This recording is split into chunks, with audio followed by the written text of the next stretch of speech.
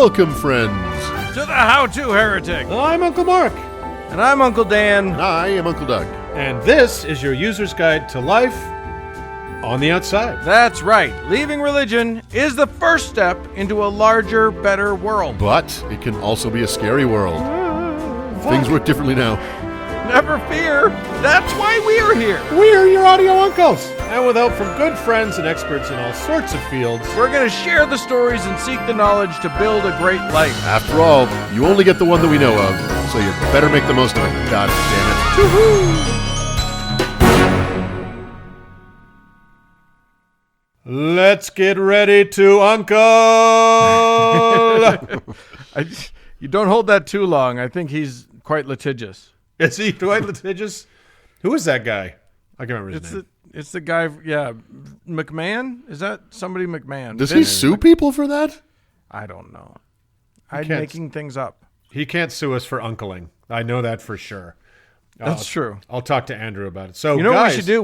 We should trademark uncle. Yeah. And then we can sue everybody else. We can sue everybody's parents' siblings. That's right. If you Parents' try to brothers. have an uncle that isn't us, you're sued. Every time Yeah. a boy tries to stop his bullying from happening, we get a taste. Yeah. We get a taste. So, speaking of a taste, this week's show tastes of beef. Like, this is a beefy one, fellas. Yeah. Oh my God. There is Look out. There is a lot of meat on the bone this week. So, gosh, I hope you enjoy it. It's pretty fun until we get to Doug. So I'm going to talk about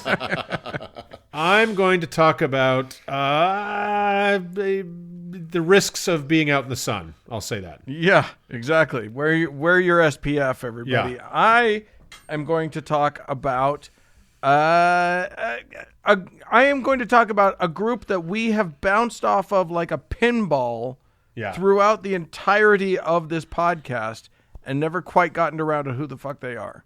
Yeah. So finally, we got to nail these bastards down. That's right. And then I'm going to bring it home with a subject that I fully regret deciding to cover and mostly glad that it's in the rearview mirror. I'm going to talk about Kabbala.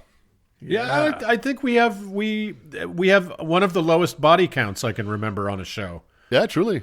About religious comedy and religion. So As far as we know, my whole thing and Doug's to some extent are kind of secretive. So there could be body counts that we're not aware of. yeah, we have no idea. So come explore it with us. It's a fun show. Let's jump right in.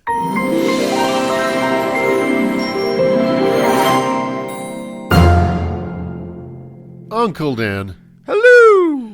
I think we like to think of ourselves as living in a enlightened age. I have been entirely disabused of that notion. That's over fair. the last 4 years. That's the last 12 months. We used to live in a fairly enlightened age, Yeah, Once well, we upon a used to time. believe we did. but then a pig farmer and a porn site hoster in the Philippines decided to turn our world completely upside down. Right? Yep. Yeah. Yep. But we laugh and joke and have a good old time at the expense of credulous dupes long ago in history who believed really dumb things. Right. But it turns out that some dumb things happened somewhat recently. Yeah. Even post Enlightenment. Plenty of dumb things have happened recently. Lots and lots of dumb things. I feel like they come in waves. There are waves of dumb things. I feel like now that I think about it, I feel like it's just a constant tide. Maybe, yeah. Just a constant tide of stupid that won't ever go out. It's just a fire hose. So let me talk about one of those dumb things, you guys. But it's an interesting dumb thing. So, you guys know this. There are rules. There are rules that govern just about anything, whether it's behavior in Mrs. Crabtree's third grade class, or the use of public roads, or even the counting of electoral votes, believe it or not. And really even how objects and forces in nature typically behave. In this case, what we loosely call the laws of physics, yeah? Which brings us to the very remote, very beautiful, and very Catholic countryside of rural Portugal, dateline 1917. This bucolic setting was an awfully quiet place where very little breaking of the laws of physics almost never happened, just like everywhere else. It was also a place with no child labor laws and very likely precious little childhood education at the time. Now, stepping into our pastoral reverie are three children. They are Lucia Abubora, who would later take the name Lucia de Jesus dos Santos, and her cousins Jacinto and Francisco Marto. Lucia was the eldest, at the ripe old age of 9, and plays the key role in our little drama today, especially since her 2 cousins would be victims of the Spanish flu pandemic in just over a year hence, because everything new is old again. Right. But let's rewind that thread. The Spanish flu, which started here. Yes, but eventually made its way to neighboring Portugal. So right. Let's rewind from that tragedy a bit. These 3 plied the juvenile trade of shepherding in their remote fields, a very humble profession, much honored by the Catholic Bible they could not read, but was surely read to them on a regular basis. Yeah. In the 6 months prior to October 13th, 1917, on the 13th of every month, they would return from their fields with incredible stories about how Mary, the virginal mother of God, would appear to Lucia, telling her secrets and prophesying great events to come.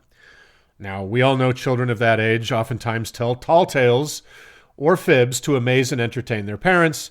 And, how dare you? And gain self-importance. The parents of these wee shepherds were shocked at first, trying to get them to recant, but the kids would not. Even the state intervened. They were put in jail for 2 days. The children were? Yeah. And eventually the state tried to get them to recant. They take the Virgin fucking seriously in Portugal, yo. Yeah. So eventually they went all in on their miraculous tall tales, and word soon spread. The children, specifically Lucia, who seemed to do all the talking for the trio, announced that on October the 13th of that year, the Virgin would provide a miracle for all who wanted to see it and have their faith confirmed in their quiet field near their tiny village of Fatima. So the day arrived, and according to official Catholic sources from well after the fact, they first claimed 100,000. Now it's the current Vatican estimate is that there were 70,000 people who showed up to see proof of the Virgin's miraculous intervention. That's a pretty good showing. That's right a lot of people. That is Fire Festival numbers. Well, the end result's going to be about the same. You'll see. So, bedecked in flowers and on a hill in front of the crowd, Lucia and the other children awaited. And wouldn't you know it, the Virgin appeared. What? But only to Lucia. It's like, remember the incredible miracle of Balaam's ass where the angel just appeared to the donkey? Right. It's like, well, what's the point of this miracle? Right. And wouldn't you know it, the Virgin appeared, and not even the other children spoke to her. And at the end of Lucia's chat with her, Lucia raised her arms heavenward and exclaimed, "The sun!" All eyes darted towards the sun, now revealed behind the parting clouds. Torrents of rain, which had soaked the clothes of the attendees, stopped, and their clothes were dried in an instant, and huge puddles of sloppy mud dried in seconds. Wow. All present saw the sun change colors, spin, shoot out more dazzling colors, and zigzag around the sky, guys. Whoa! Yeah. People fell to their newly dried knees, knowing that while the Virgin chose not to appear to any of them save one 10-year-old, nor let her voice be heard, shit got dry super fast, and the sun appeared to have done some terrifyingly abnormal shit. So that's got to count for something, right? Yeah. So, I'm sorry. Can I just? I apologize. I'm sure you're going to get to this place, but you're recounting this miracle, and the sun, the center of the solar system. Oh, I'll get to that. Went ziggity zaggity. You've detected a small flaw in the narrative here. I just love oh, and also the clothes got dry. Yeah. Well, look at this. I'm all dry. So let us deviate just a little from the Vatican's telling of the tale, shall we?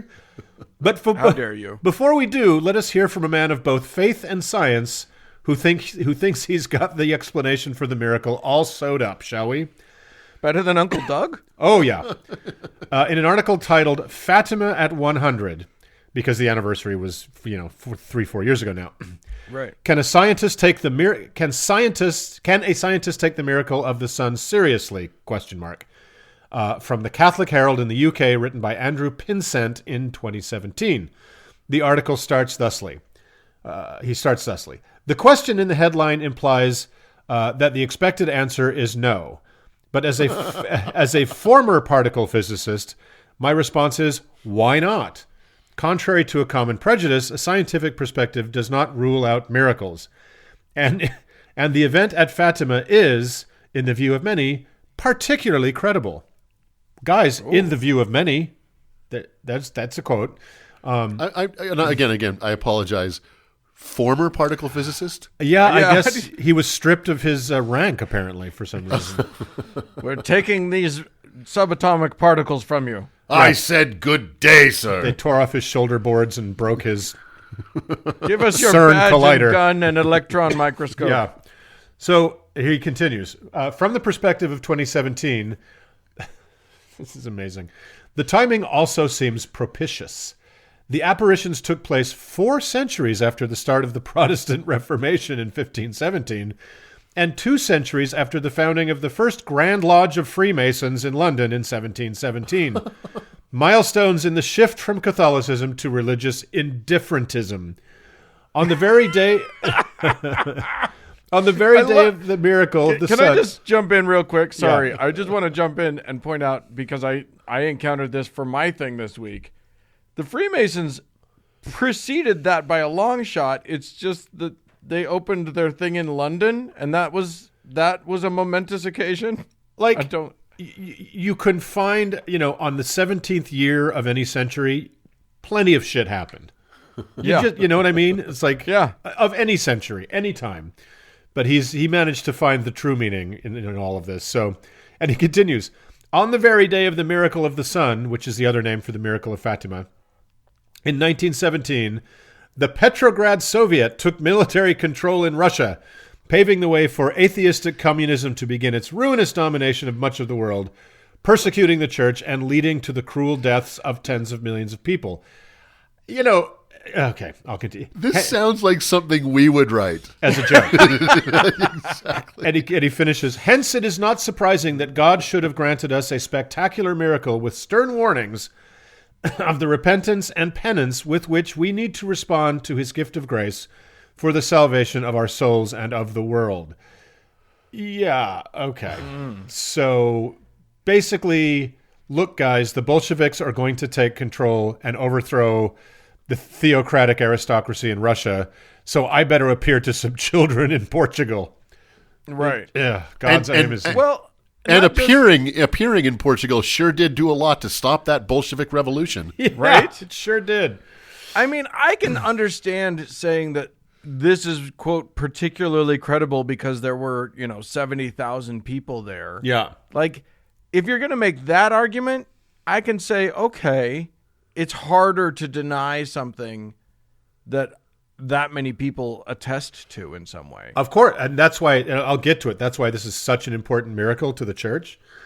So now that we've heard from the particle physicists, let's look at some actual skeptical angles on this mass witnessing, shall we? Okay, I'm looking directly at the sun now. Is that what Start I'm supposed now. to be doing? Okay. Firstly, let's talk about the numbers of people. There luckily are quite a few photographs of the day. It should be noted that there is not a single one that in any way demonstrates the sun running around the sky like a crazed kitten or a series of photographs, but there are photos nonetheless. Skeptical authors and investigators suggest there may be 30,000 people, but what's a rounding error of 40 to 70,000 between friends? But still, that's a lot of fucking people showing up in the middle of nowhere in 1917 in Portugal, right? It's an impressive number.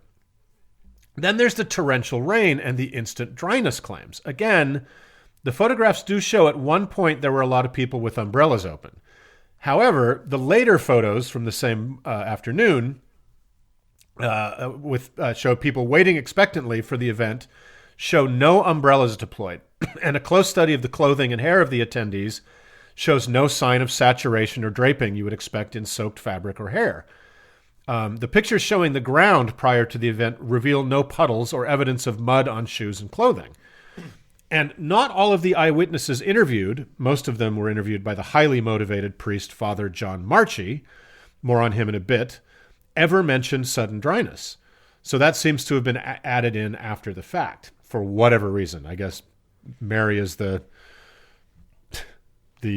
patron saint of Maytag or something. But right. Now to the meat of the miracle, that being the sun changing color and darting around the sky for approximately 10 minutes. Portuguese peasants may not have known this, but everyone on Earth is warmed by the same exact sun as everyone else during daylight hours. Yet nowhere else on Earth did anyone see what would be the most profoundly unusual event in history. One exception, the Pope at the time declared he saw it on a later day walking in the Vatican garden, but not even anyone else at the Vatican saw it. So right. It's a very, very weird miracle. What's more, like our friend above, I'm no particle physicist, but sitting under the proverbial apple tree, low as I have these past 50 years, have given me an entry-level understanding of gravity. I know that there is a fairly delicate gravitational détente in our solar system, with all the major bodies and the minor ones locked in a fragile push-pull semi-stasis as they orbit.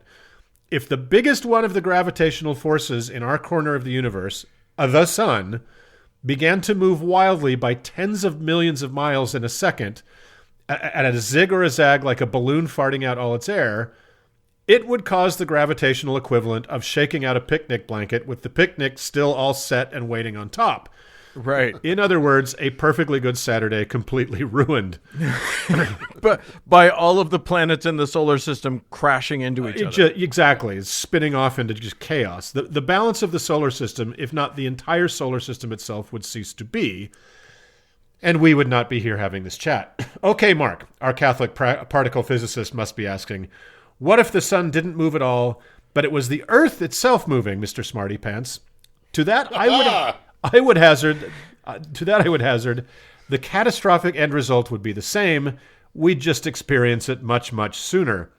Yeah. That kind of force being applied to our hot magma spinning ball of iron with the hard candy shell and loads of water sloshing around on it would end in what scientists have long feared, that being the total Humpty Dumptyization of the planet Earth, taking all the king's horses and all the king's men along with it.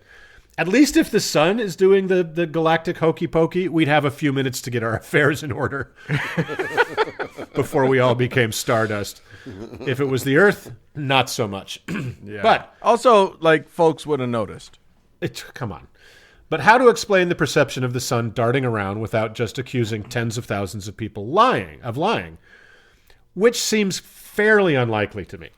I'm sure many of them were telling fish tales and, these stories grow after the fact, but there have been several directions from which rational thinking has been applied to try to explain this. Lots of people have tried to apply climatological explanations. One has to do with atmospheric smoke or soot particles affecting the color of the sun, sure, which is not an unusual event at all, right? We've seen the sun get weird colors because of pollution, but it doesn't explain the perceived movement. There's a super cool weather event called a sundog or a parhelion, in which at just the right angle of the sun to the horizon and the proper amount of ice crystals in the air, it can cause a prismatic color effect or even have the appearance of three suns spaced out equally. So kind of a Tatooine effect. They're amazing and not too incredibly rare, but seem to require super cold temperatures to make the effect happen. The average daytime temps in October in Portugal are in the mid-50s and 60s, so it's not too likely this was what was seen. And again, it does not account for the sun moving around. Right. But let me read from something that might explain why so many people felt sure the sun changed color and got a case of the zoomies. A 58-year-old man presented to the Royal Victoria Eye and Ear Hospital in October 1985. He complained of blurred vision affecting both eyes and inability to read print directly in front of him. The onset of symptoms was a week prior to presentation. While praying at a statue of Our Lady in Monastereven, County Kildare, he had gazed at the sun for approximately 6 minutes in an effort to see an apparition. It was a weak October sky and he was wearing untinted lenses. While he was staring at the sun, it turned black, but he could still see the edges. He looked away, the black spots persisted, and his vision was blurred. Another one. A 23-year-old nurse presented to the RVEE hospital in June 1987. She complained of blurred vision and persistent black spots in the central field of vision of both eyes. The onset of her symptoms was 5 days prior to presentation. She had no previous ophthalmic history. While on a pilgrimage to the Medjugorje, she had stared at the sun for 10 minutes in the late afternoon of a hot summer day. While staring at the sun, it went a deep green, surrounded by a gold rim, and when she looked away, her vision was blurred. And finally, a miracle. A 33-year-old woman presented at the RVEE hospital in July of 1987. She complained of a black spot in front of her right eye. In May 1987, she had been on a pilgrimage to Medjugorje. She had stared at the sun at 7 p.m. intermittently for a few minutes. While she was doing so, the sun had danced and changed color from orange to black to white. When she looked away, she noticed her vision was blurred, and there was a black spot in front of her right eye. Gradually, with time, her vision improved, but the black spot has persisted. Now, what is the provenance of this mystical religious text from which I read these miraculous accounts? Why, they are from the 1988 British Journal of Ophthalmology, in a paper written by Monique Hope Ross, Stephen Travers, and David Mooney, called Solar Retinopathy Following Religious Rituals. That's right. The phenomenon of deeply religious people staring at the sun until it creates serious, usually permanent damage to the retina in order to see the miracle of the sun turning black and green and flying around is common enough to have scholarly papers and a diagnosis all to itself. Wow. It's a form of visual artifacting or after effect. We've all experienced a very common form of it.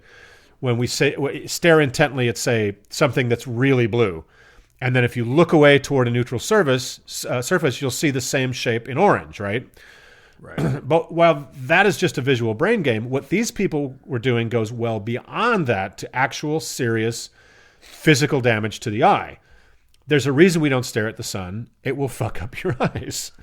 The people at Fatima who saw the phenomenon just chose to fuck their eyes up in hopes of seeing a miracle. And for some, retinal scarring did just the trick. Now, remember when I mentioned Father John DeMarchi earlier? As a faithful investigator, he spent years trying to gather eyewitness testimony to confirm the miracle for the Vatican. Yet even his carefully recorded testimonies differ broadly. Skeptical researcher and author of a book on the alleged miracles, Kevin McClure, said of the eyewitness stories that he had never seen such a collection of contradictory accounts of a case in any of the research that he had done in the previous years. But he's just being a dick. He's being an arsehole. In his estimation, half or less of the people who were there experienced the miracle the church claims that 100,000 people universally experienced at once. Still, right. Even if that's 15,000 people, that's a hell of a lot of people who came away convinced. Now, today, Portugal remains one of the most religious countries in Europe.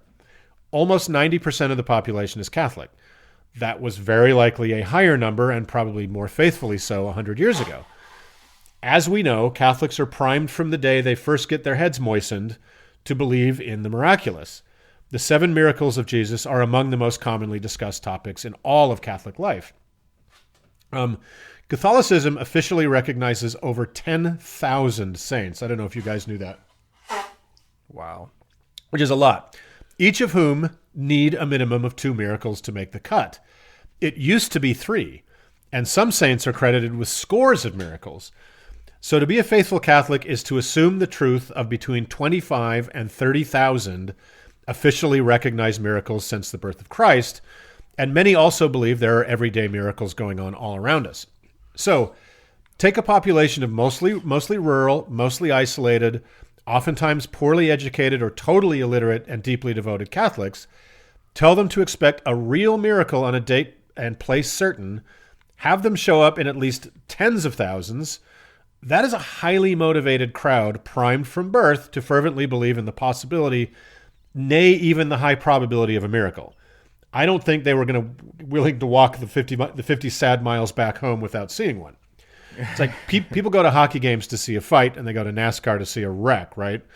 Yeah. These people came for a miracle, and for maybe half of them, they got one, or enough of one to create the germ of a story that would gain momentum and new, more amazing details as it careened downhill over the years. It's the classic model of your grandfather's fish stories, right?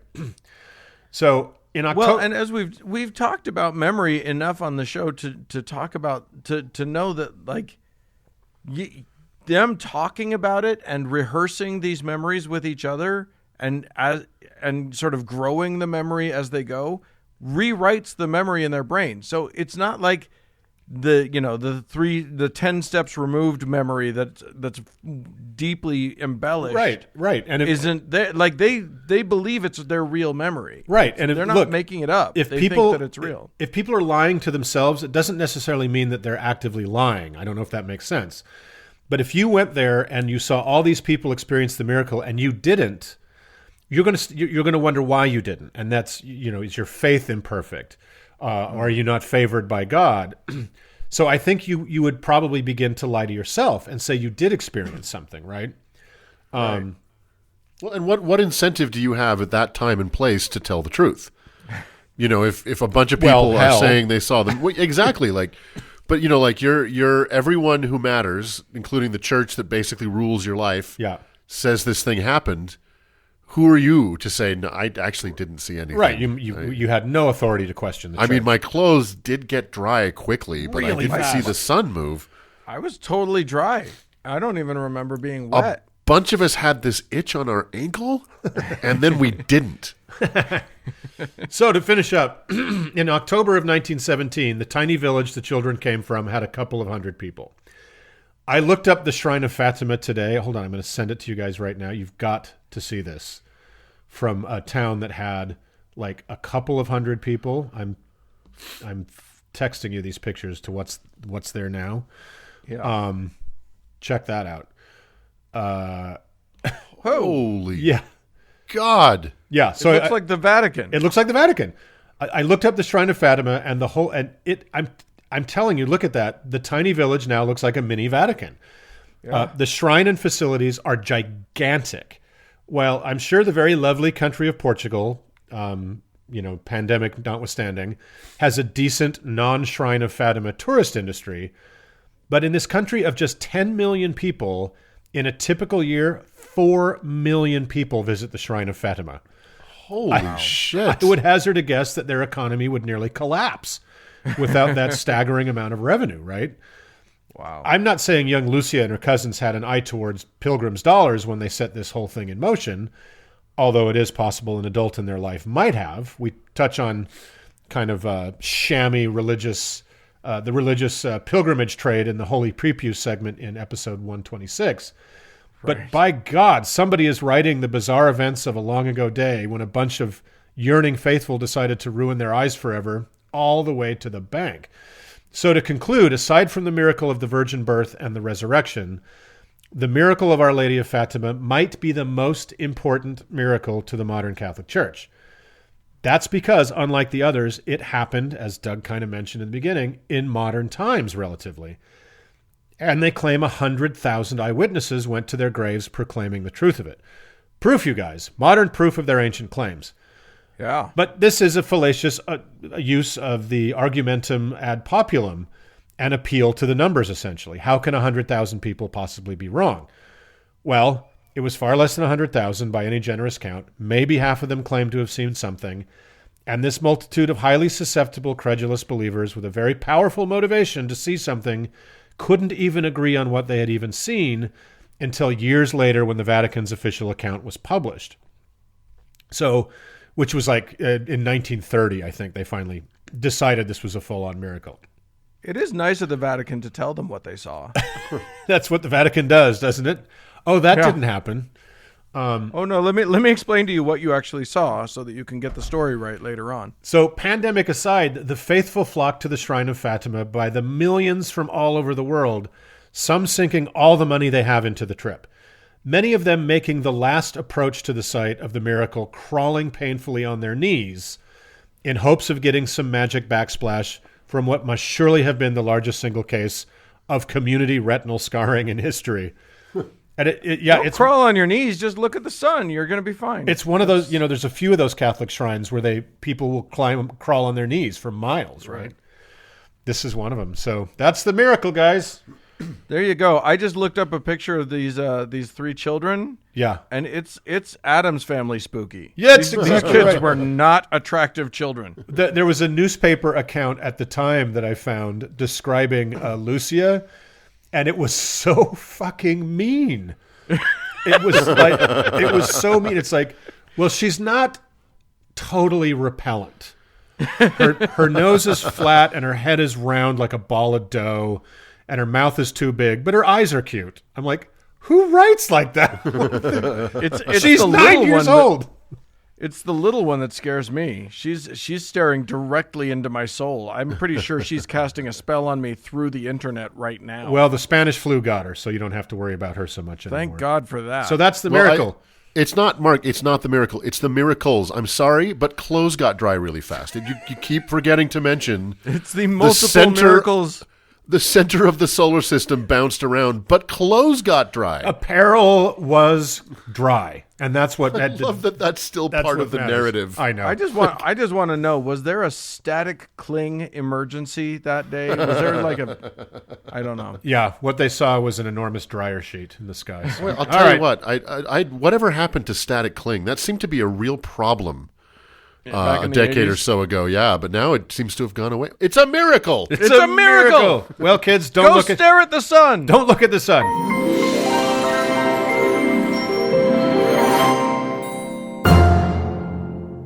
Uncle Doug. Mm-hmm.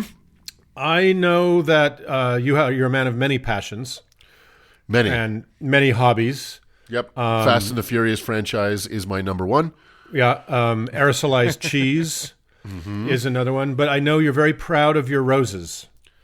Most definitely. Yes, your rose garden, your very English rose garden. You know, it's ironic that you say that because I have rose bushes in my backyard that I have tried the several years I've lived in this house to kill. And they just won't fucking die. I have dug down to the roots and they just pop the fuck back up in spring. They're kind of unkillable. I don't get the appeal, but you love them, and that's what matters. That's right. That's how I demonstrate love. Yeah, we've all noticed that. Tear it out by the roots. Well, Dan, you also have a passion for something rosy, don't you? I do. I am very fond of a rose lassi. But other than that, I also like what roses can symbolize. And today, dear uncles, I want to talk a little bit about symbols and ritual. I personally have never connected deeply to symbols or to ritual on any level beyond just sort of intellectual interest. Well, what is the swastika in your guest bathroom for then, if you don't connect to it? That was for my trip to India, and in India it doesn't mean the same thing as it meant in Germany, so you should probably just get some education about that, Mark. Actually? By the way, you're not allowed to use a swastika even if it meant something different on your trip to India. Yeah.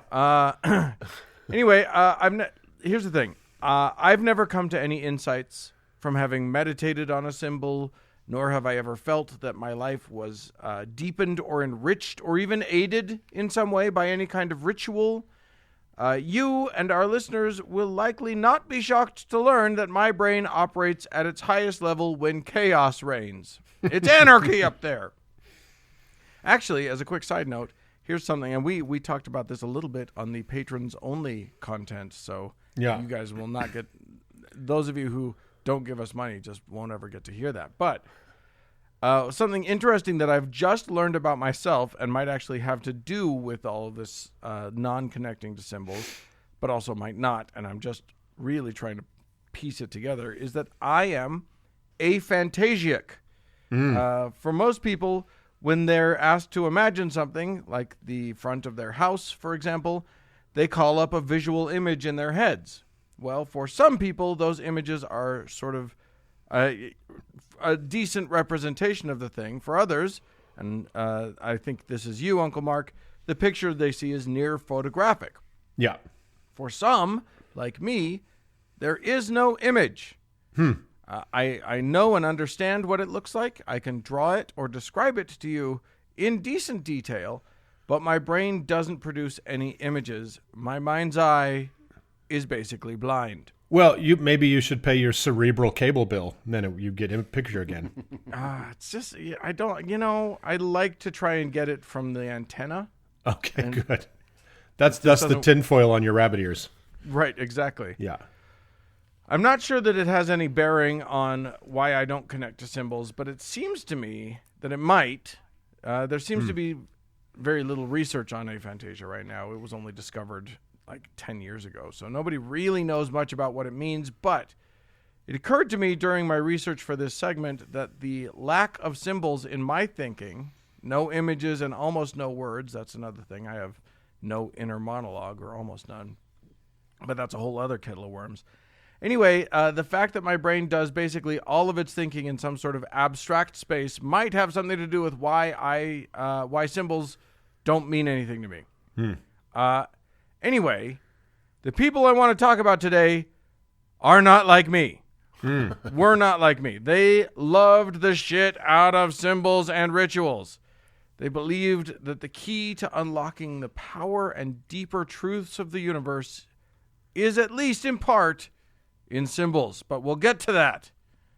Today we're going to talk about a secret group, a mysterious order, a shadowy fraternity that we've mentioned on this show several times, but we've never gotten around to figuring out who the fuck they are. Hail Hydra! Right? Because they're so mysterious! Unless, of course, you live in San Jose, California. Then you've probably encountered them in your elementary school years, but we'll get to that. First, let me take you all the way back to the year 1378. Wenceslas became king of Bohemia. Catholic cardinals, unhappy with their treatment by Pope Urban, revolt and elect, and this is true, an anti-pope. I didn't know that existed. Oh, yeah. Balsa Balsic succeeded his brother Durad as ruler of Lower Zeta. That is not Game of Thrones, that's real. And into the world was born one of its grand luminaries, Christian Rosenkreutz. Now, not much is known about Herr Rosenkreutz. As a matter of fact, the only records we have of him are 3 manuscripts which weren't published until almost 200 years after his death. The first, the Fama Fraternatis, published in 1614, told the story of Father C.R., who embarked on a pilgrimage from the dark and stupid Europe to the wise and mystical Middle East, which is actually really true for the 14th century. He studied with sages in Jerusalem, learned from the wise men of Arabia and Egypt, and even spent time with the Christian mystical alumbrados of Spain. On this journey, he was taught about physics and mathematics, but also learned some secret esoteric wisdom. He studied magic and alchemy and even, Uncle Doug, Kabbala. Yeah, which was at that time quite new. You say so. They'll tell you it was ancient. Anyway, armed with this new and great understanding, Rosenkreutz returned to Germany, excited to ignite a new era in the dark times of Europe. Unfortunately, he was met with scorn and derision. Only a select few were able to hear and understand this new way of thinking. And they were reviled by society if they dared to speak of it. So they went underground. 8 men in a secret brotherhood, working to uncover the mysteries of the universe. The A-Team. These were, that's right. If you can find them. B.A. Baracus. That's right. Face. And Hannibal Lecter. I'm pretty sure we got that right. Here we go. No, they were the Fraternity of the Rose Cross. Dun, dun, dun. So, that's the Fama Fraternitatis. I misspelled it here, but that's what it is. Is that where frittatas come from?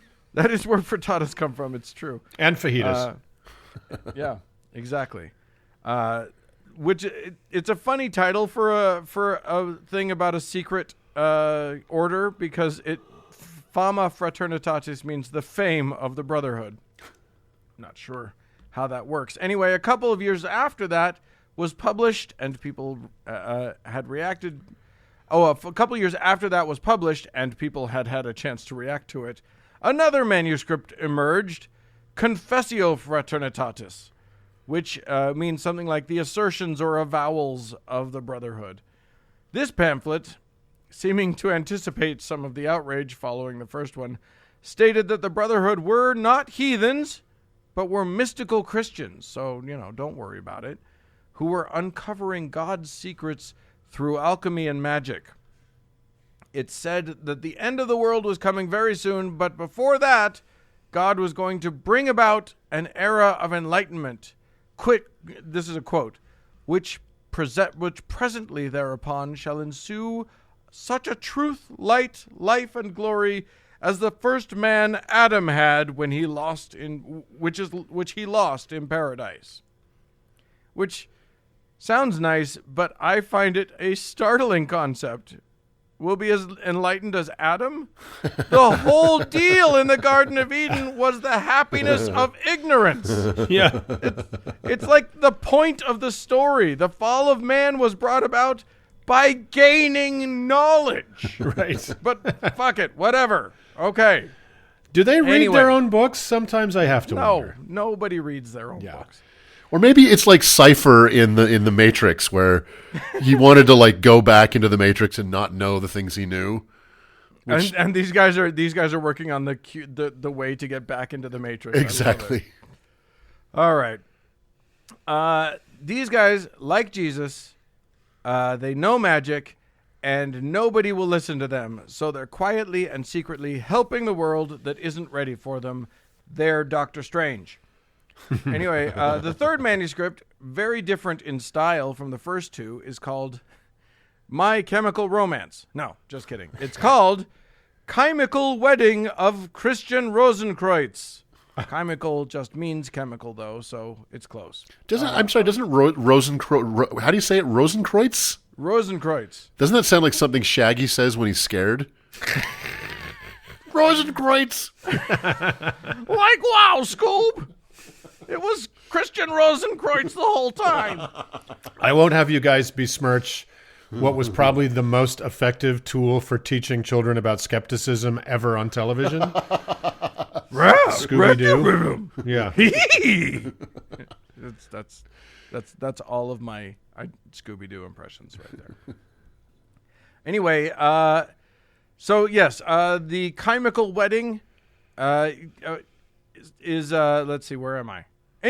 The book. I got it. It's basically Harry Potter if Harry were the Buddha instead of a little British boy. Rosenkreutz goes to a castle full of magic and mysteries and teaches us all about his concept of the four paths.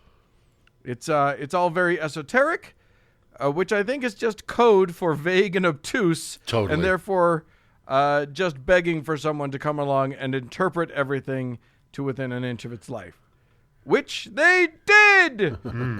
These manuscripts and the Brotherhood of the Rose Cross that they describe, depending on who you ask, are the beginnings of the secret order of the Rosicrucians. Now, the Rosicrucians we've mentioned a bunch of times on this show. Yeah, they keep popping up, don't they? They're always kind of on the edges of all these other esoteric topics. Totally. Yeah. Now, I say the manuscripts are the beginning. They are definitely the origin of the Rosicrucians, but not because they really are what they say they are. That is, the manuscripts themselves and our hero, Christian Rosenkreutz, are utterly bogus. They were almost certainly not written in the 14th or 15th century, but rather inventions of the 17th century, written for a contemporaneous audience. There's plenty of evidence for this. The main character's name, for one, Christian Rosenkreutz. Rosenkreutz means Rose Cross, which is the Rosicrucian symbol. Yeah. Right. It's a little on the nose. That's what I was thinking. I didn't know this about them, but that's not what I was thinking when you said his name. I'm like, hold on a minute. Right. That's like finding out that Matt Gates' middle name is Rufinol. Right? Matt Rohypnol, yeah, exactly. Or that the L in L. Ron Hubbard stands for I'm going to start Scientology. The L is silent. The L is silent. Also, there were anachronisms in those manuscripts. You remember how I said he visited the Spanish Alumbrados? Yeah. Well, they didn't come around until the 16th century, but folks in the 17th century would sure have been talking about him. So wait, he was a time traveler too? Jesus. Apparently he was amazing. You never know. Now, remember how I said that last book, Chemical Wedding of Christian Rosenkreutz, was different in style from the other two? Mm. Well, a dude named Johann Valentin André actually claimed authorship of that one, basically saying it was a goof and that he thought alchemy was stupid. I hope so badly that that's the correct pronunciation of his name. I'm pretty sure I nailed it. Anyway, these dumb books ignited the imaginations across Europe. It seems that this is a very human impulse to want to be part of secret knowledge that runs against mainstream thinking. Cough, cough, QAnon, cough, cough. I think this show has a very unintentional theme today. Yeah, by the end of this show, you're going to doubt everything. Yeah, exactly. It's also very human to want magic to be real. Cough, cough, Fatima, cough, cough. Yeah. Anyway, after these books came out, secret orders started popping up all over. And as we all know, the first rule of Fight Club is you definitely talk a lot about Fight Club. But, you do it kind of secret style. Yeah. The manifestos were published in 1614 through 1617. By 1622, things were at such a clandestine fever pitch that people were printing posters about it and hanging them on the Paris city walls. No kidding. The first one said, "We, the deputies of the Higher College of the Rose Cross, do make our stay visibly and invisibly in this city." That's how it started. The second one ended really interestingly. This was a good one. This ominous promise: "The thoughts attached to the real desire of the seeker will lead us to him and him to us." Ooh. And thus started every, spooky movie you've ever seen in your life. Uh-huh.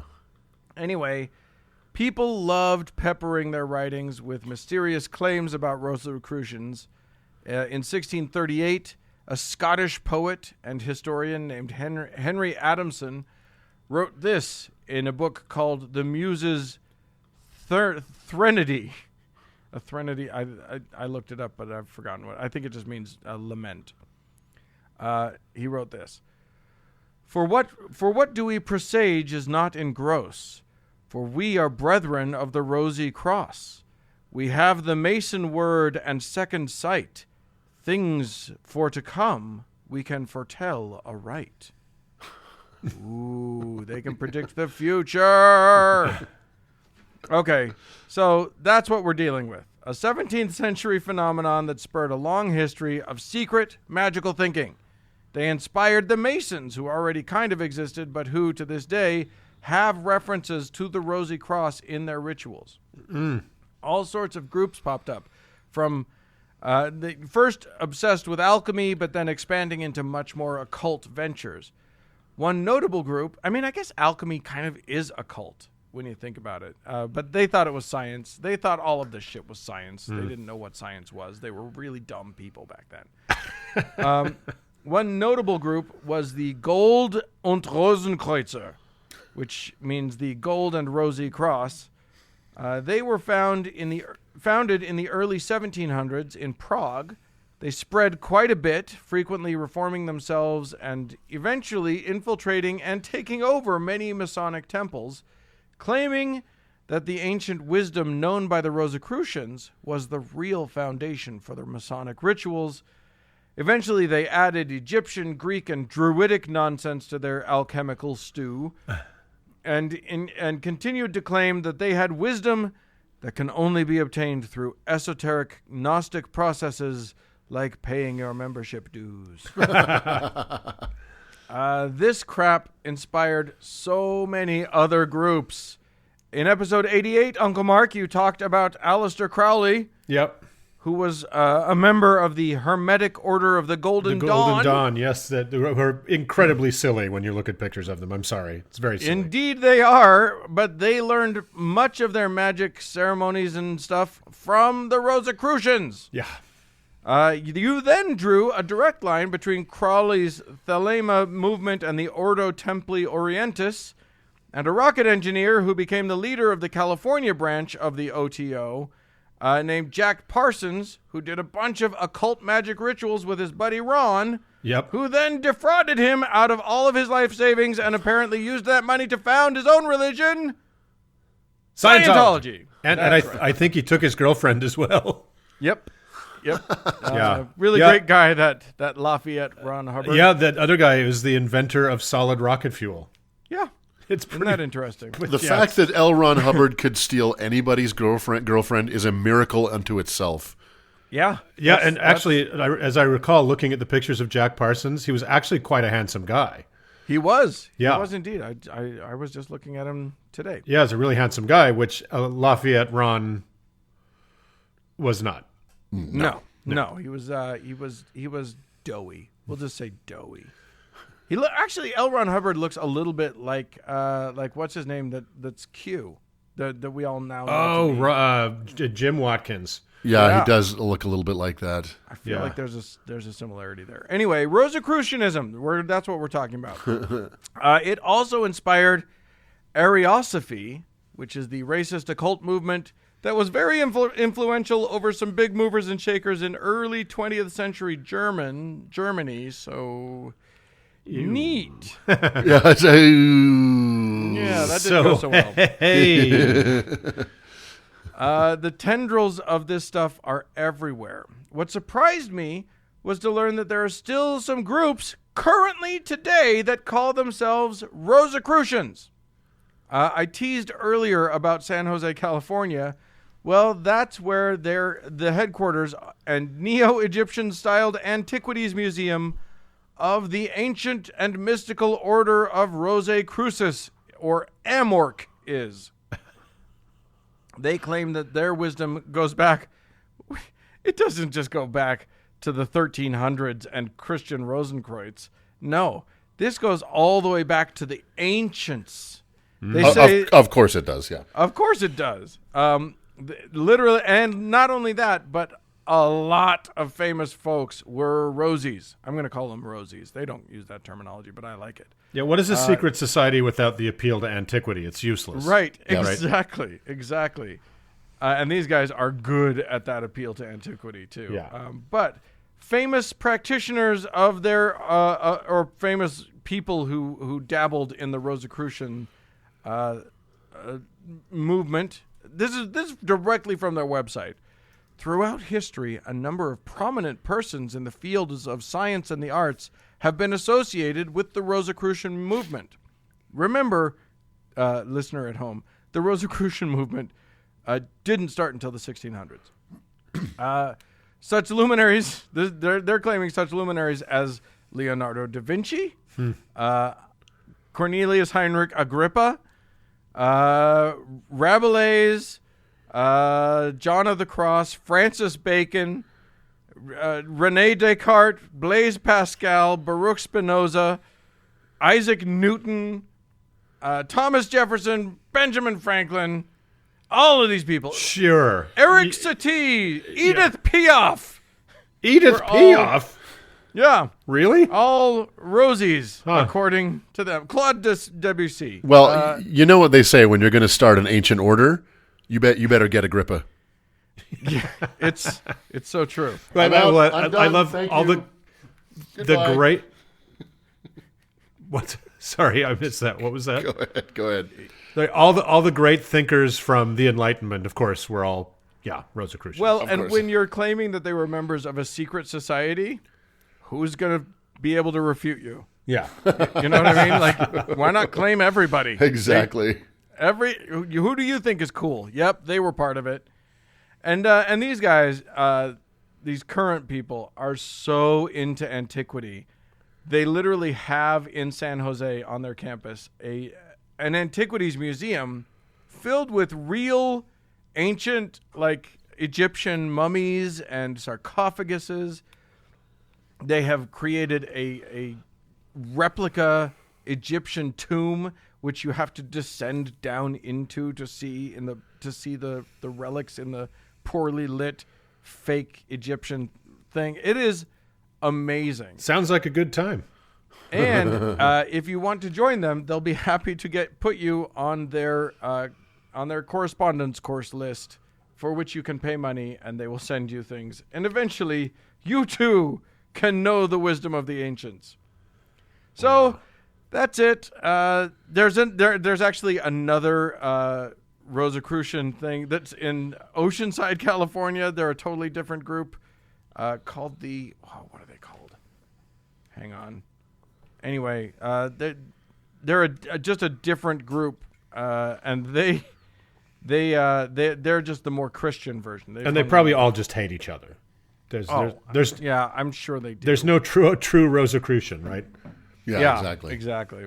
But that's them. They're mystical. They're unlocking. They still talk about alchemy, but instead of turning base metals like lead into pure and noble metals like gold, they want to turn your baseness into purity and nobility. It's a metaphor. They're into symbol. Did I say they're into symbols? They want to wash my brain for me. Yeah. That's it. It's funny. I tried to look it up while you were talking, but they had a TV commercial when I was a kid. Yes. Do you remember that? I don't remember that, but I found that out that they would make claims about, like, they had ads that would talk about improving your memory, developing your willpower, overcoming bad habits. It's basically Scientology. I feel like there was a speed reading, like they could teach you speed reading or something. It was really weird.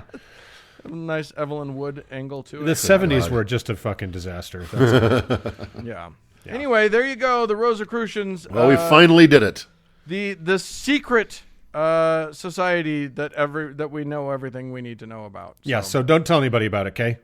Yeah, exactly. All right. Shh.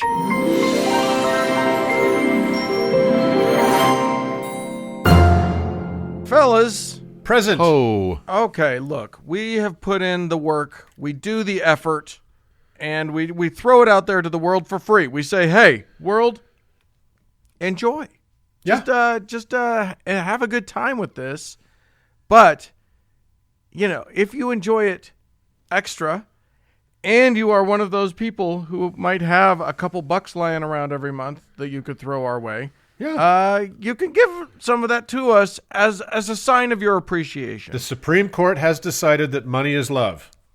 That's right. That's right. So if you love us, give us money. That's just how it works. That was in Plessy versus Ferguson, I think. I think it was in several of the several Plessys and Fergusons. Yes, indeed. Yeah. So, some of our dear listeners have become dearer to us by giving us money, and in doing so, they get access to, like, cool patron-only content that we referred to. There's a lot that they get out of it. Early release. You're a Monday person. Be a Monday person. Be a Monday person, not a Wednesday person. The Monday person is a registered trademark and subject to change. We'll talk about that someday. Anyway, so we have some folks to thank, and those folks are Camila, Mary, and David. So those are our new patrons.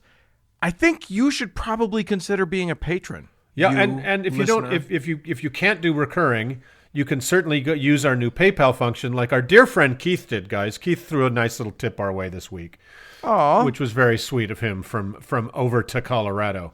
So we really appreciate that.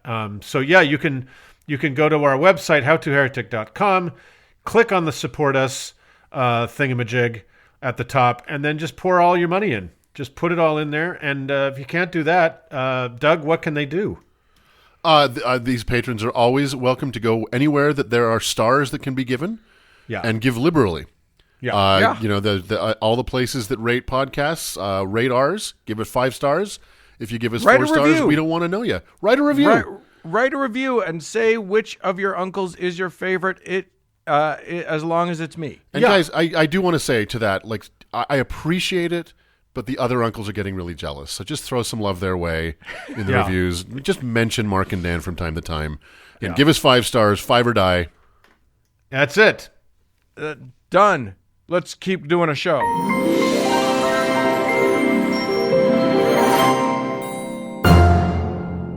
Hey, Uncle Mark. Uh-huh.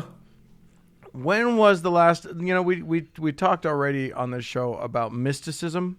But frankly, I feel like just your standard workaday mysticism isn't enough. Sure. I feel like you got to get a gimmick. You got to have an angle. Yeah. I totally get it. You got to get butts in seats when it comes to mysticism. Yeah. Yeah. Yeah. So I think Uncle Doug, you're going to teach us all about some mystical, esoteric stuff. Maybe find something that's better, that's different than just Christian mysticism, will you? Boy, I got you covered. Oh, hooray. And I know the show took on a unintentional theme of kind of, stupid miracles and stupider mysticism. But here we are. So let's get into this. Let's lean into it. Boy, yeah. There's nowhere else to go but in. Did you have a follow-up, but something more Jewy? I am. If there are any Jewish listeners to the show, they are either going to laugh a lot or be so angry with me by the end of this. And I know we do have some, and we have a lot of Jewish listeners. Yeah, I'll get to that in just a second. So, well, dear uncles, part of the reason that this show exists is to point out how silly, weird, and ultimately pointless are so many of our shared religious traditions and practices. And one of the added benefits for us is that we get to spend our time delving into these wacky traditions a little more than we normally would. Sometimes it can be all fun and no harm, like, say, fortune cookies or St. Patrick. And sometimes it can be all harm and no fun, like, say, BYU conversion therapy or, dear God, the Anthill Kids. Right. I like that we have a low water mark. Yes. There's always something we can go, not that again. Yeah. And the low water mark was performed by Mark, which is just perfect. Yep. That's my nickname in high school, was low water mark. But at the end of every podcast, we hope that at least everyone's had a little laugh and maybe even learned something new. Rare is the case, thank Christ, where one of your uncles chooses a subject so broad, so complicated, and ultimately so vapid that after countless hours of research, we end up less informed and more confused than when we started. Oh, I thought that was just what we did. No, that's my entire experience of this show. Well, it's happened more than once. Such was the case when I took on the book of Revelation, or Uncle Mark took on the book of Ezekiel, or Uncle Dan took on and thoroughly lost to the book of Exodus. Yeah. And such was the case today with the subject I have chosen. And what's funny about it is that all three of those books that we all took on have this subject kind of in common. And it's at least partly why those books are so impenetrable. Today, I want to take a swing at Kabbala. Wow. I freely admit that when I decided to take this on, my preconceived notions of what Kabbala is or isn't were pathetically insufficient. Be careful, because if you swing at Kabbala and miss, you're going to hit Madonna right in the kisser. Yeah. No, if you're going to go at Madonna, you best kill her. That's right. Yeah. Kabbala is so much more and so much less than I thought it was that I found myself, like Donnie before me, completely out of my depth. So, before we embark on what promises to be an utterly confusing and sporadic 25 minutes, a couple disclaimers. I'm going to say a bunch of Hebrew words, and I am going to absolutely say them wrong. So, Hader, or any other listeners with any Hebrew skills, you're just going to have to tough this out or skip ahead. I think you called a marker by mispronouncing her name. It's Hadar, isn't it? Well, she's going to have to call and correct us. I did try to look up pronunciations for a while, but it just became too onerous. So forgive me. I'm doing my best. Just say most exactly. Of the time. You'll be fine. I'm pretty certain that Kabbala is pronounced Kabbala and not Kabbalah, according to Google and YouTube, so there's that.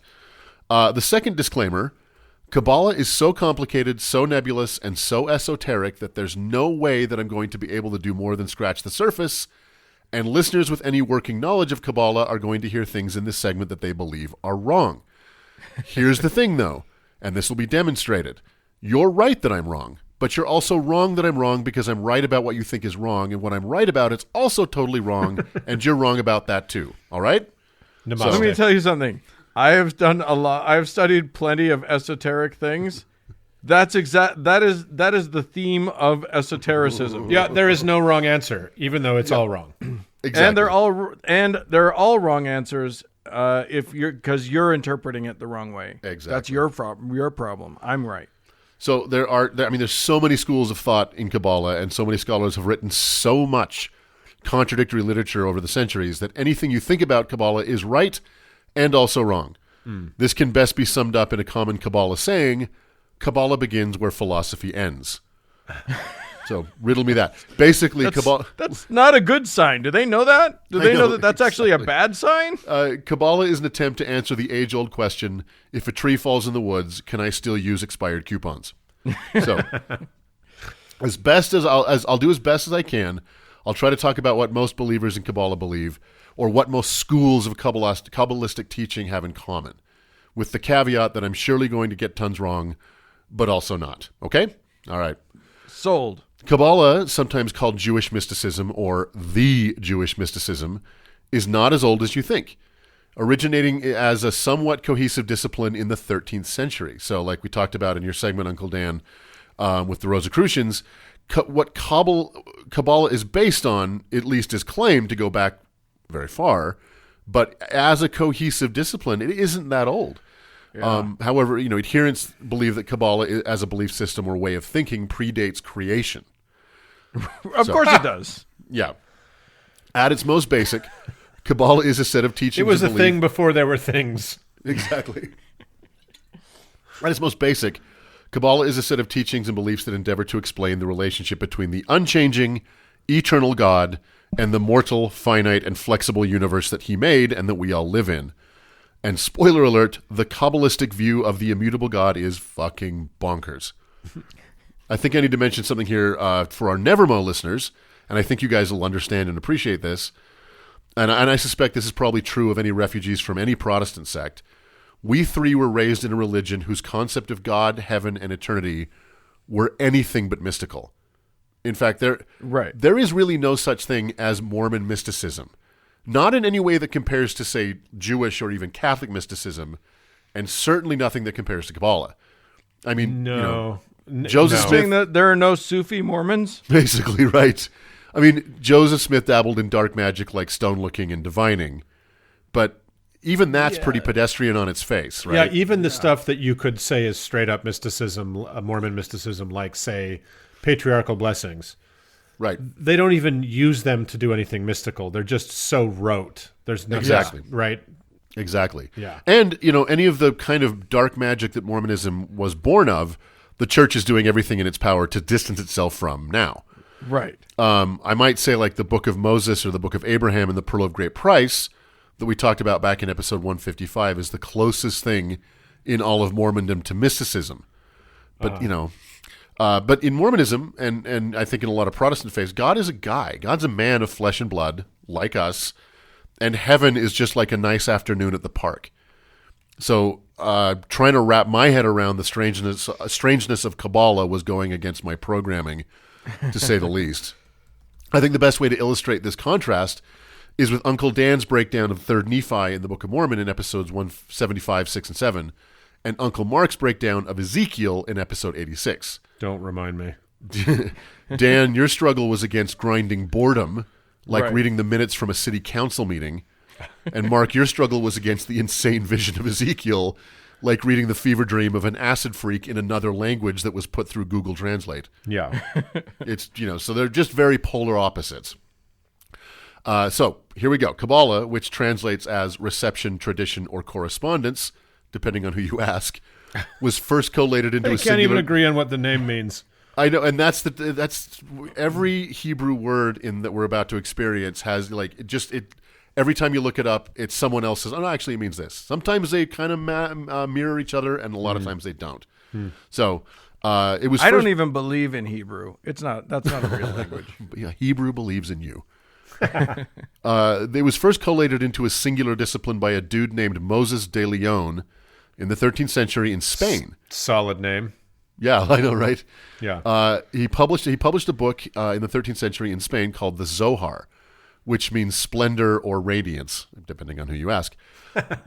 The Zohar is a compendium of older books and writings, along with Leon's own interpretations and teachings. It is the foundational work of Kabbala and is required reading for any Kabbalist, no matter what school they belong to, or indeed no matter which religion. Oh, well, it's worth mentioning, although Kabbala is primarily a Jewish tradition, because both Christianity and Islam share Jewish roots and myths, and because Judaism was so influential in Zoroastrianism, Hinduism, and Buddhism, there are Kabbalistic offshoots in those faiths, although very minor and not worth our time today. There's Christian Kabbalistic teachings. So that's great. I'm so happy to hear it. It's just Christians cannot stop taking things the Jews made. They just can't. True. Can't stop, won't stop. So the Zohar sets out the vast majority of teachings and doctrines that all Kabbalists believe to this day. Another rabbi, Isaac Luria, a Jerusalem-born Jew about 200 years after the publication of the Zohar, would become the most influential Kabbalist in history. He didn't add so much to the literature, but it's his interpretations that make up kind of the backbone of most Kabbalistic thought. So that's as far as I'm going to go and dig into the history, because it's just too much. From the publication of the Zohar straight through to today, pretty much everywhere Kabbala went, it was interpreted in that time and space and changed, augmented, diminished, or challenged by anyone and everyone.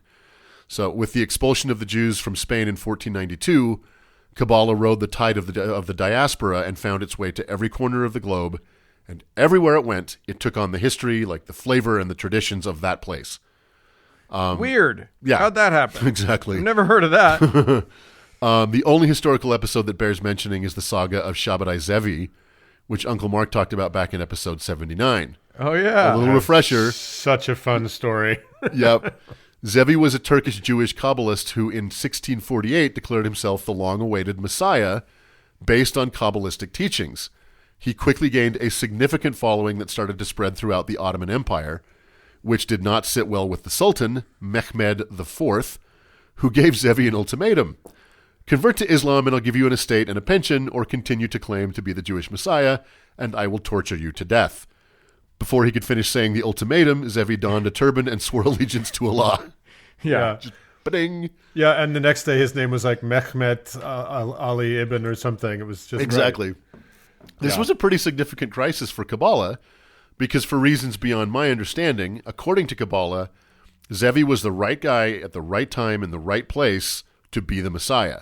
Aww. So when he converted before his yarmulke had hit the ground, it caused quite a stir in Kabbalistic circles. But don't worry, they managed to find a loophole in order to keep the whole thing going. Shocking. Shocking, I say. Exactly. If Jeff Goldblum taught us anything, it's that stupid beliefs, like life, finds a way. So, for our sanity, I'll just stick with the Lurianic Kabbala. How much do you want to bet that Jeff Goldblum is into Kabbala? You know, he didn't. I'm happy to say, I might be wrong, he didn't pop up anywhere that I looked, so that's something. Hooray. Yeah. He'll get there. He'll figure it out. So I'll just stick with the Lurianic Kabbala of the Zohar for our own edification. According to the Zohar, there are 4 principal ways of studying, and therefore interpreting and understanding, the Word and works of God, particularly the Torah. So, these 4 ways are Peshat, or direct interpretation. That is, it says what it literally says. Remez, the allegorical meaning of the words. Derash, the rabbinical interpretation of the words. And Sod, the inner esoteric meaning of the words. Oh my God. These modes of interpretation can play off each other, so there can be meanings within meanings of every word, letter, sentence, chapter of the book of Torah, of the book of and book in the Torah. Clear? This shit makes me so tired. Yeah. We are dipping our toe. Kabbalists believe that a form of Hebrew was the literal language of creation. That is to say, God intoned Hebrew words and phrases to effectuate creation. In the beginning, God said, and there was light. So therefore, well, it was the God of the Bible is a Hebrew God. He's got to speak something. He's got to speak something. Exactly. So not only can meaning be found in the definition of letters and words, but in their sounds as well. The sounds of individual letters, their relationships when they are combined into words and phrases, can also be subject of those 4 modes of interpretation. Kabbalists also believe in gematria, or the Hebrew alphanumeric code, often called Jewish numerology by dunces like me. Every letter in the Hebrew language is assigned a numerical value, So words and phrases can contain multiple numerical values depending on how the numbers are calculated or what cipher is used. And that's how we get that Monster Energy drinks are from Satan. That's exactly right. I will freely admit, when I started looking into Kabbala, I thought this was more or less the extent of it. Like, I thought Gematria was kind of what Kabbala was all about. Boy, was I wrong. Gematria predates Kabbala by thousands of years, and although it's part of Kabbala, it's just one small part, but it does add another layer of complexity. The most famous example of Gematria outside of Judaism is, of course, 666 from the Book of Revelation. If you take the Greek name Nero Kaiser, translate it into Hebrew letters, and simply add them together, you get 666. As Uncle Dan talked about in episode 180, some early manuscripts of Revelation had the number as 616, which it turns out is the numerical value of the Latin version of Nero's name, switched to Hebrew letters. But again, I don't want to oversell Gematria as a major part of Kabbala, just a part of it. So, we are just getting started, but as it stands, every letter, word, and phrase of the Torah can be interpreted at least 4 different ways.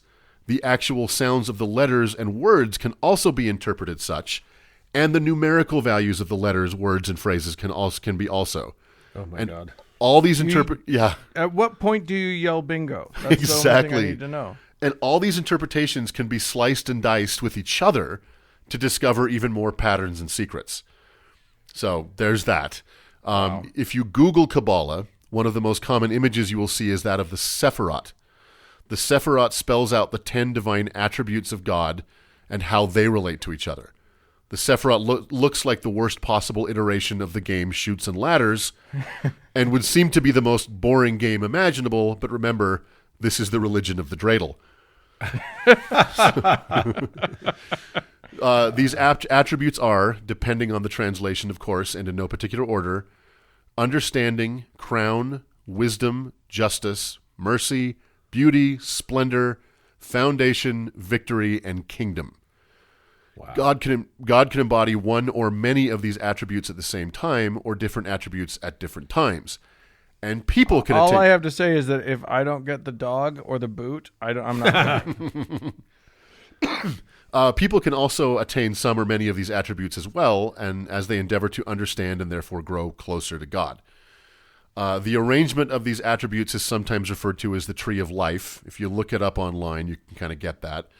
And sometimes overlaid with the human form, adding yet another level of complexity and mysticism. You will probably not find any book about Kabbala that does not have a version of the Sephirot on the cover. So understanding these 10 attributes, how they manifest themselves in God and each other, and how one can attain and manifest these attributes is a central goal of Kabbala. But it's important to emphasize that in Kabbala, the mystery of God may be outside our reach. This great, infinite, unknowable is called Ein Sof, and is a central tenet of Kabbala. And man, it is freaking everywhere. So you're saying that I'm supposed to play the game that I cannot possibly win. That I could just have written that down. And can't even really comprehend the game itself. Right. Exactly. That could have just saved us all half an hour. Yeah.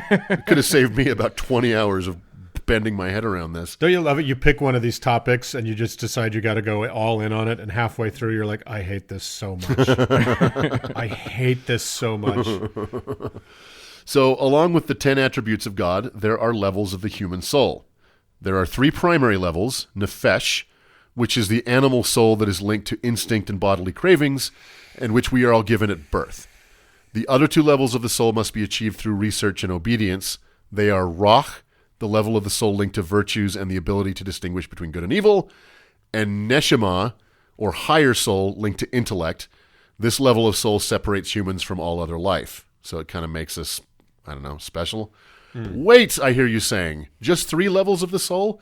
That seems too simple. Fear not, dear listener, nothing in Kabbala is simple. There are further 5 levels of soul that can be attained through Kabbala. They are Chaya, linked to divine awareness; Yehida, the highest level of the soul, which allows union with God; Rach HaKodesh, the spirit of prophecy, which can only be attained within the geographical borders of Israel. No word on whether that was pre or post 1967. Neshama Yesera, the supplemental soul only attainable during Shabbat. And don't forget Neshama Kadosha, the level of the soul attained only when reading the Torah. I was hoping you were going to get to that one. I was like, don't forget that one. Oh, that's a good one, though, huh? Super fun. One aspect of Kabbalah that's actually pretty interesting for us is that of the coincidentia oppositorum, or the paradoxical coincidence of opposites. This tenet posits that the truth of a concept can only be revealed in its opposite.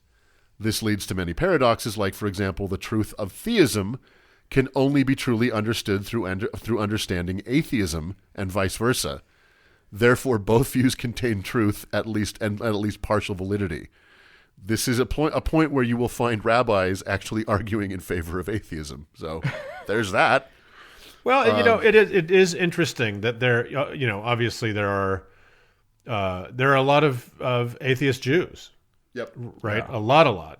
And I wonder if this has this sort of underpinning philosophy has anything to do with that sort of permission structure. I don't know. I think it certainly does. You have to, in order to kind of explore theism, you have to explore atheism to understand it. And, I think the longer you explore atheism, the more you want to stay there.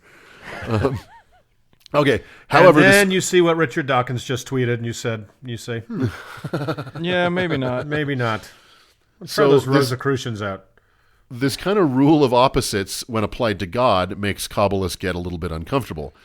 I don't know if you know this about Jews, but they are monotheistic. And it's not that watered-down monotheism of Islam and Christianity, where Muhammad and Mary, for example, are basically gods. The Jewish view of God is particularly singular.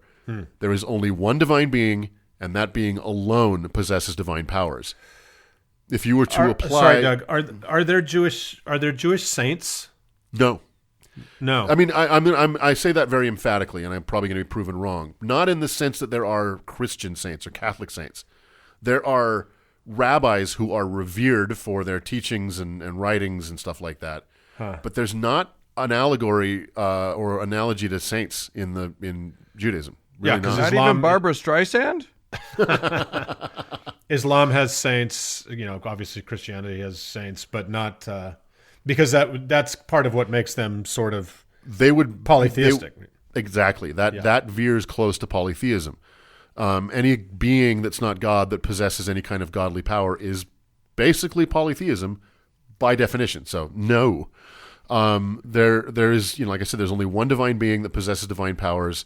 So if you apply the coincidence of opposites to God, say to explain the problem of evil, one might conclude that there is another divine being, albeit a malignant one, and you can't have that. So that's inconsistent with pure monotheism.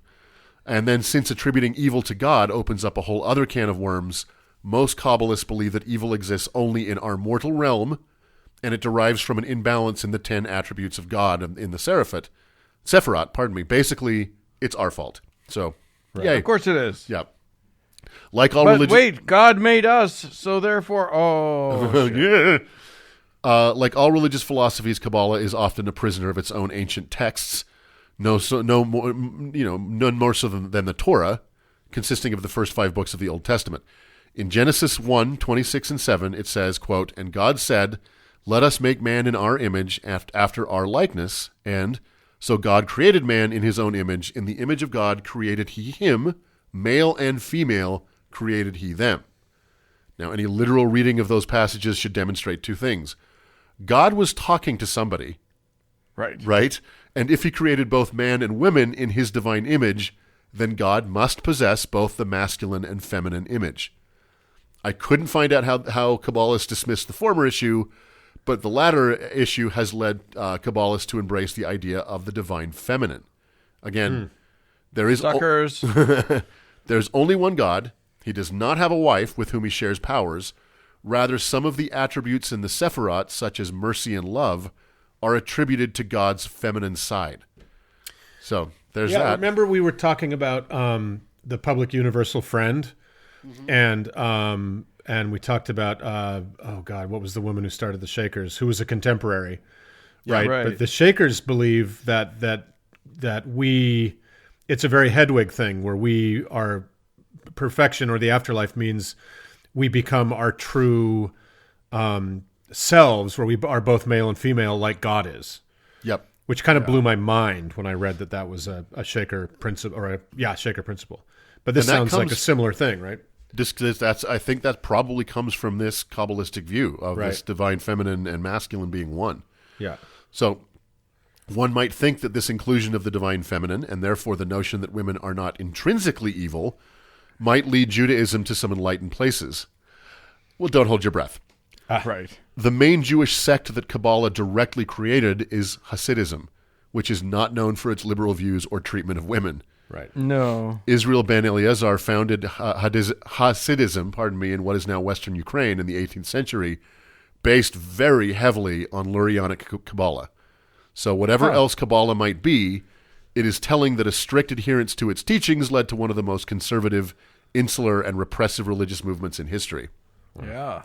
One of the most famous Orthodox Jewish practices, which is often ascribed to the Hasidic community, is tefillin. And I think I'm saying that correct. And that's the practice of wearing several small boxes containing verses from the Talmud, connected by leather straps that are wrapped around the arms.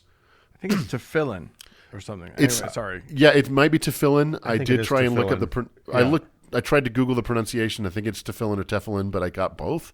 So we'll go with the consensus and call it tefillin. I do know that the little boxes are called phylactery. Oh, cool. Yeah. This passages practice from Exodus in it. Yep, exactly. Yeah. The practice is not unique to Hasidism, and although not part of Kabbalah, it predates both movements. In fact, in some Reformed Jewish communities, even the women can wear it. Well, look at that. Wow. Because of how it ladies. Something for the girls. Yeah. You want to wear a box? You want to sweat into this? Because of how it looks, which is somewhat mystical, it has been attributed by Goyim like us to Kabbalah, but it's really not. It's definitely there, but it's not part of Kabbalah. Okay, so the last aspect of Kabbalah that I'll talk about today is the names of God. God has many names in Judaism, and there are 7 that are considered so holy that if they are written, they should not be erased. These 7 names are Yahweh, Eloah, Elohim, Shaddai, Eya, and Savat. Boy, I'm sure I murdered Seymour. those. and Clarence. There are dozens and dozens of lesser known and lesser used names for God, and then there is, of course, the 72 names of God. This is a matrix of 72 different names, each with 3 letters that theoretically can be intoned in a specific order so as to be used as conjuring words or even weapons. According to Kabbalah, it was Moses' use of the 72 names of God that allowed him to part the Red Sea. So in order to have... That's Dune, right? It's kind of Dune-y. Exactly. Yeah, it's kind of David Lynch's Dune. In order to have... And that's the thing is, there is a belief in Kabbalah that if you get the right arrangement and pronunciation, you have... It's like a killing spell. It's, what is that from Harry Potter? Somebody knows that. I don't know that. Rosicrucians. So in order to have power, the right number of these 72 names, arranged in the right order and intoned flawlessly must be performed. Needless to say, no one has cracked the code just yet, but not for lack of trying. So again, I am only scratching the surface of this stuff. There are so many aspects, facets, and opposing schools of thought and histories that I could not understand and we don't have time for. This stuff is so esoteric, so contradictory and complicated that I came away feeling like I'd learned a ton and also nothing at all. But a lot of ins, a lot of outs, a lot of what have you. Exactly. I will say that there is something tempting to all this. Diving deeper and deeper into this complexity and then discovering patterns within patterns or meanings within meanings and then eventually secrets within secrets is kind of heady. Thinking that there is order to the chaos and patterns in the noise is kind of intoxicating. So I can see how people fall down this rabbit hole. I'll give you just one example. The 5th Sephirot is Gevura, which means justice or strength. The numerical value of Gevura in Gematria is 216. 216 is a very interesting number. It is the sum of 3 cubed plus 4 cubed plus 5 cubed, and it also happens to be 6 cubed. So the equation would read 3 cubed plus 4 cubed plus 5 cubed equals 6 cubed. This makes 216 the smallest cube number that is also the sum of 3 cubed numbers. It is also the sum of 72 plus 72 plus 72, as in, dun, dun, dun, the 72 names of God. See, this is why I have been calling for, and this is the editorial position of this podcast, I've long been calling for a separation of religion and math. Yeah, Totally. enough. They said they're both a nightmare on their own. Stop combining them. Exactly. So remember, just before we let this go, the 72 names of God each have 3 letters, totaling 216 letters. There are some that believe that the correct order of all of these 216 letters is the lost, true name of God. Not only is this the plot from Darren Aronofsky's first film, Pi, which if you haven't seen, you should, but if these 216 letters are put in the correct order and intoned correctly, it would usher in the Messianic age, which is an age of justice, or Gevurah. You can see the rabbit hole, right? And Kabbala is just full of these patterns. But here's the thing. It's like QAnon. There is nothing really there. We are pattern-seeking mammals. If you do enough chanting of words or calculating of their values, you're going to find patterns, some that might even seem profound. It's just the way it is.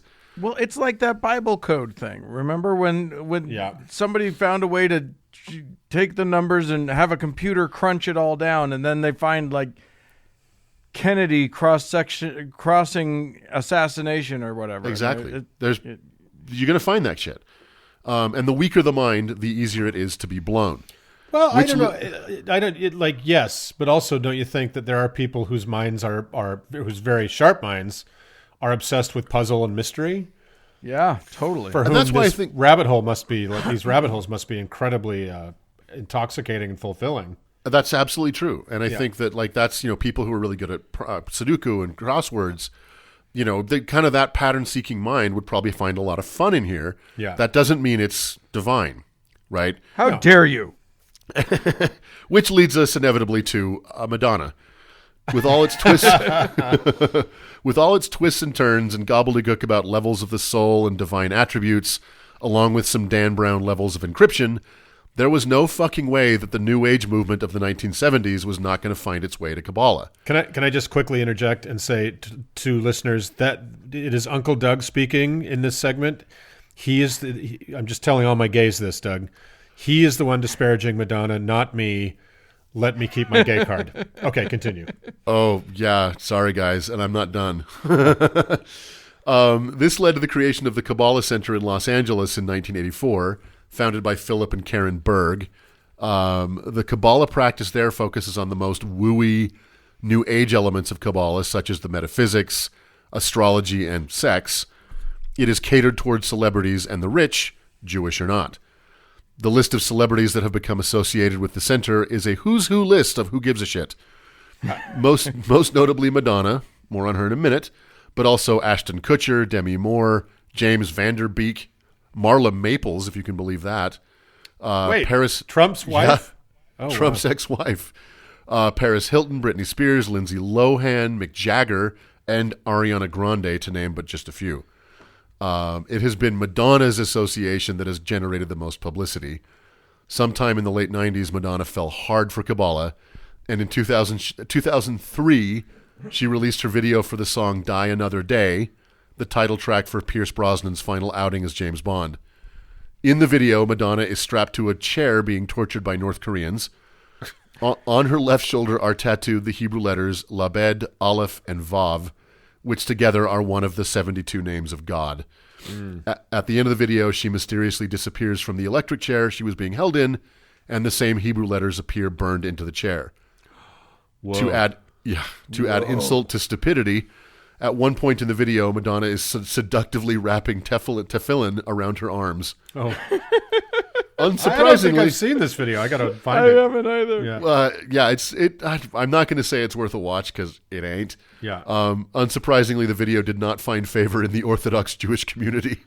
Oh, weird. Of course, they were insulted by the blasphemous use of their religious iconography, not from the far more serious crime of recording what Rolling Stone called easily the weirdest Bond theme ever recorded, or for the fact that every auto-tuner on Earth was shipped in for the record.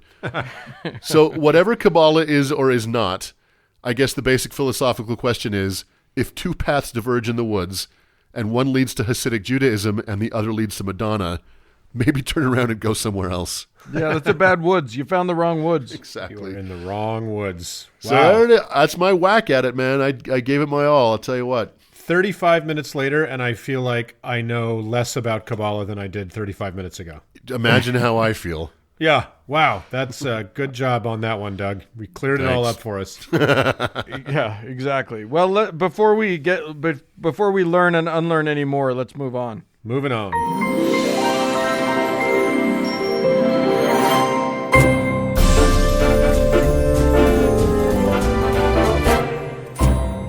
Well, friends, that's it for this week's robust and beefy show. Hey, if you're part of a secret society, tell us about it. Send us an email at howto@howtoheretic.com. Or if you haven't blinded yourself so much that this doesn't matter, you can reach me on Twitter at howtoheretic. And as always, a lovely thanks to our incredible patrons. And thanks to our Portuguese miracle, Cody Layton, for editing the show. And thanks to all of you, dear friends, for tuning in. Bye, friends. Ta-ta!